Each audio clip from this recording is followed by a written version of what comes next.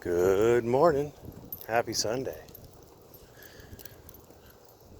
The sun is shining, the birds are singing, a slight breeze in the air. Doggies are going to go to the vet today, get their Bordetella shots. Vaccines are good. I know that there are retards out there who don't believe, in air quotes, in vaccines because they believe that some people have died from vaccines. They are unaware of the fact that prior to vaccines, hundreds of thousands of people died or more. I mean, depends on what the particular thing was. Polio used to be a huge thing. It used to be a really big thing back in the 1900-ish to the 1920s until they started rolling out the polio vaccines. And then those numbers have steadily dropped until polio has been basically eradicated, except for the few motherfuckers who refuse to get vaccines. It pops up from time to time because of retards. They are preserving a dangerous organism because of their refusal to take a vaccine that everybody else has taken. And they say, well, why do you care? If you're vaccinated, why should you care what I do? And they assume two things that are retarded. Number one, that the particular infection that they're harboring isn't going to mutate, and infections mutate. Viruses mutate, bacteria mutate. That's a reason, it's called evolution, kids.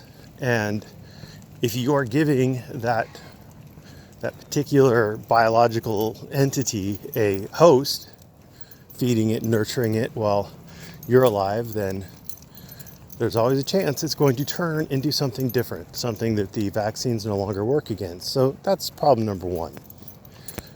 Problem number two is not everybody can get vaccinated. Vaccines rely on a healthy working immune system.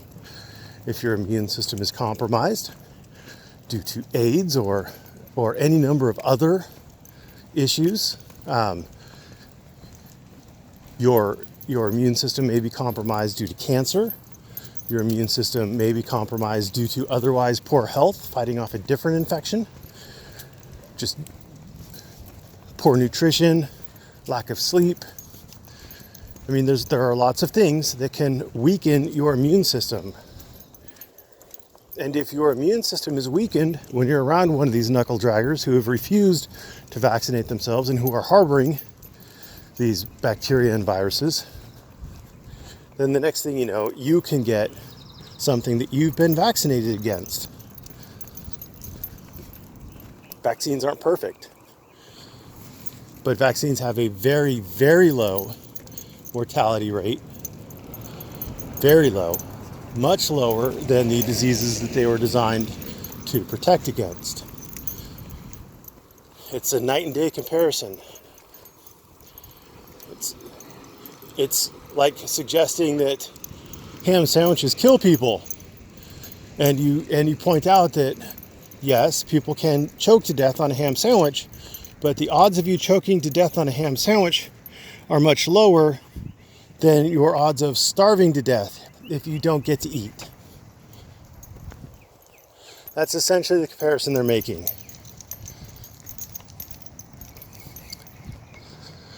On a completely different note, I just had a chance to glance through James Springer, his Fort Huachuca case. His counsel has filed a memoranda for the upcoming trial. I am a tad bit disappointed with it. I would have hoped that Mr. Springer's counsel would have addressed Greer v. Spock and distinguished it, because he's relying on Flowers, and Greer distinguished Flowers pretty heavily as to where the base has abandoned the enforcement in that particular area. They distinguish it pretty heavily in Greer. It is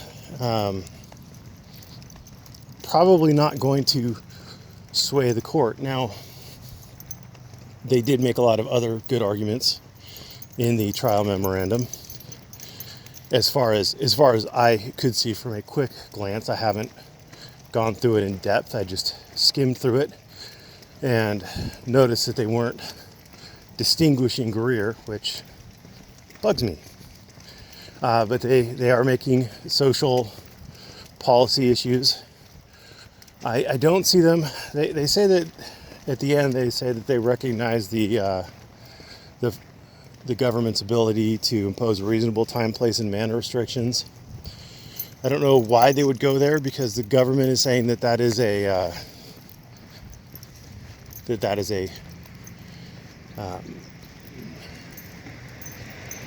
it's just a forum. In a forum, it has to be a reasonable restriction anyway. If you're looking at just the basic form analysis for government property, Adderley v. Florida, it still has to be reasonable and viewpoint neutral. The time, place, and manner restriction would have to be reasonable, but it doesn't really change anything. I think the point they should be arguing is that preventing filming on that particular sidewalk isn't reasonable. Number one, the Google van drives by it.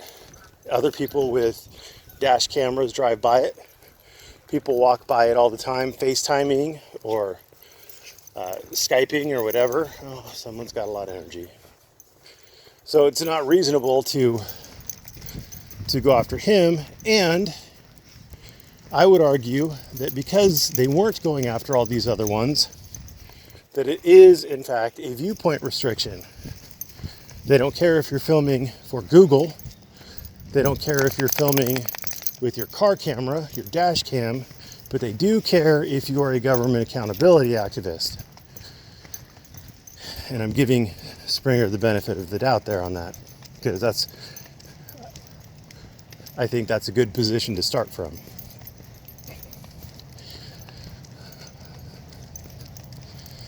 But anyway, the court can look at those issues on its own. It doesn't necessarily need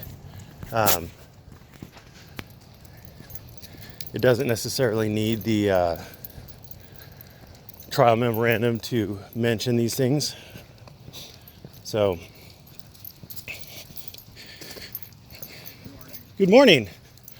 Got some big puppies over there. Nice day, huh? Just right. At least until it gets warmer this afternoon. So I would attack it on that the restrictions weren't reasonable and they may not be viewpoint neutral. That's what I would do. But anyway, I'm just a first-year family law attorney. I don't know what the hell I'm talking about. And apparently I hate the Constitution. One other thing. There is a retard who completely misunderstands. I have never said if you exercise your rights, you'll lose them. That's stupid. That would be a retarded thing to say. You can't lose rights. My point was, if you are exercising your rights or not exercising your rights, you don't lose them. Either way, you keep your rights. You may waive them if you wish, but after you waive them, you still have your right. Generally speaking, I mean, there's some things like you can't take back, but you get my point. Just because you choose not to have a jury this time doesn't mean the next time you get arrested, they can just remove the right to a jury from you. You get to keep your right to a jury trial, even if you've waived it in a particular case. So it would be a straw man to suggest that I've ever said that if you use your rights, you'll lose them. However, if you use things that you think are right, when in fact they're privileges, because you're too dumb to know the difference, you can lose privileges.